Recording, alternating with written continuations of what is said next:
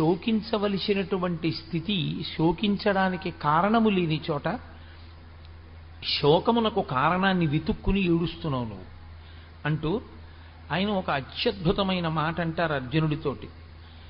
నేను ఒక వరుసక్రమంలో ఏమీ ఆ శ్లోకాలని స్పృశించడం లేదు. నేను 7 రోజుల ప్రసంగం కాబట్టి ఒక విహంగ వీక్షణంగా మాట్లాడుతున్నాను. క్షుద్రం హృదయ దౌర్బల్యం త్యక్తోత్తిష్ట పరంతప అంటారు. పరంతప అని పిలిచారు. పరంతప అంటే శత్రువులను దునుమాడగలిగినటువంటి వాడా, శత్రువులను తపింప చేయగలిగినటువంటి వాడా, అంతటి సమర్థత కలిగినటువంటి వాడా, ఎంతమంది శత్రువుల్ని. అర్జునుడికి యుద్ధరంగంలో నిలబడేటటువంటి వాళ్ళు వ్యతిరేకంగా 3 లోకములే వచ్చి నిలబడిన, దేవతా సమూహములే వచ్చి నిలబడిన, దేవేంద్రుడే వచ్చి నిలబడిన ఆయన ముందు నిలబడలేరు. అటువంటి శక్తి పొందినవాడు పుట్టిన తరువాత కాదు, పుట్టక ముందు. పుట్టక ముందు ఈ శక్తి ఎలా వచ్చిందండి? శరీరం ఉంటే కదా శక్తి. అసలు శరీరం రాకముందు ఈ శక్తి ఎలా వచ్చింది అని మీకు అనుమానం రావచ్చు. మహాభారతం ఈ మధ్యనే కదా ఆదిపర్వం విన్నారు. పాండురాజు గారు సంవత్సరం పాటు తపస్సు చేశాడు ఇంద్రుణ్ణి ఉద్దేశించి. కుంతీదేవిని 1 ఏడాది పాటు వ్రతములు చేయమన్నాడు.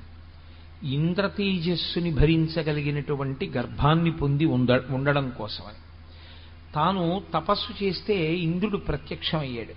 ఏం కావాలని అడిగాడు. 3 లోకములను జయించగలిగినటువంటి వీరుడు నాకు కొడుకుగా కావాలి. ఇప్పుడు అసలు అర్జునుడు పుట్టనూ లేదు. అర్జునుడు పుట్టడానికి కావలసినటువంటి తేజస్సు కుంతీదేవి గర్భమునందు చేరలేదు. గర్భమునందు పిండము తయారు కావడము ప్రారంభము కాలేదు. కానీ పుట్టబోయేటటువంటి పిల్లవాడు ఎంత తేజోవంతుడై ఉండాలో మాత్రం నిర్ధారణ అయిపోయింది. ఇంద్రుడు వరం ఇచ్చాడు, నీ కొడుకు 3 లోకములను జయించగలడు. ఇక్కడ 3 లోకములను జయించగలడు అన్న మాటకు అర్థం రావణాసురుల్లాగా తన ప్రయోజనం కొరకు గెలిచేటటువంటి వాడు కాడు. అందుకే ఆ పరాక్రమం, ఆ శక్తి దుర్వినియోగం అయిపోయి సమాజమునకు కంటకము కాకూడదు. అందుకే ముందు ధర్మదేవతానుగ్రహంగా ధర్మరాజునికి అన్నాడు పాండురాజు.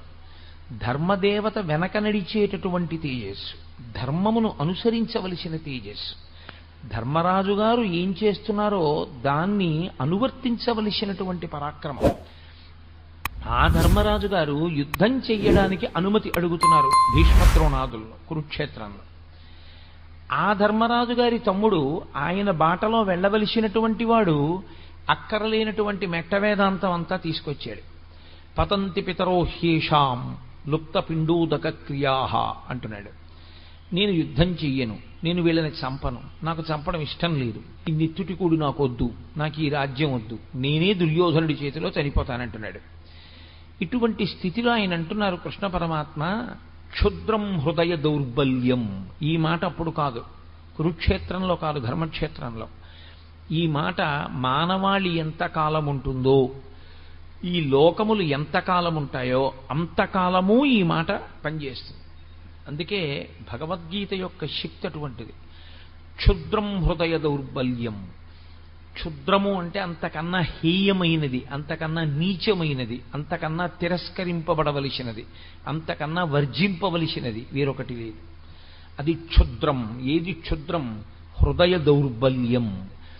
మనసు బలహీనపడిపోవుట, మనసు దౌర్బల్యమును పొందుట. అంటే మనసుకి ఉండవలసినటువంటి బలాన్ని మనసు కోల్పోవడం. ఇప్పుడు మీరు ఒక విషయాన్ని చాలా జాగ్రత్తగా గమనించాలి. కృష్ణ పరమాత్మ మాట్లాడుతున్న దాంట్లో ఆయన అంటున్నారు, నీకు హృదయ దౌర్బల్యం ఏర్పడినది, దీన్ని త్యక్తోత్తిష్ట పరంతప, దీన్ని విడిచిపెట్టి ఉత్తిష్ట లే. ఇప్పుడు విడిచిపెట్టడానికి అర్జునుడు పట్టుకున్నాడా దౌర్బల్యాన్ని? మోహమునకు ఎప్పుడైతే వశుడయ్యాడో, ఎప్పుడైతే అటువంటి మోహము తనని ఆక్రమించడానికి, తన బుద్ధిని కప్పడానికి, వివేచనతో ఆలోచించడం అన్నది పక్కన పెట్టేశాడో అప్పుడు ఆ మోహం వచ్చేసింది. ఆ మోహము చేత అక్కర్లేనటువంటి బలహీనత వచ్చింది. ఇప్పుడు ఇది హృదయ దౌర్బల్యం అయిపోయింది. ఆయనకి శరీరమునందు బలం లేకపోలేదు. అర్జునుడు అప్పుడు ఆ కూలబడినప్పుడు కూడా అంతే బలవంతుడు. ఆయనకి ఏం నీరసం వచ్చో లేకపోతే గుండెపోటు వచ్చో పడిపోలేదు ఆయన విపరీతమైన బలం ఉన్నవాడై పడిపోయాడు.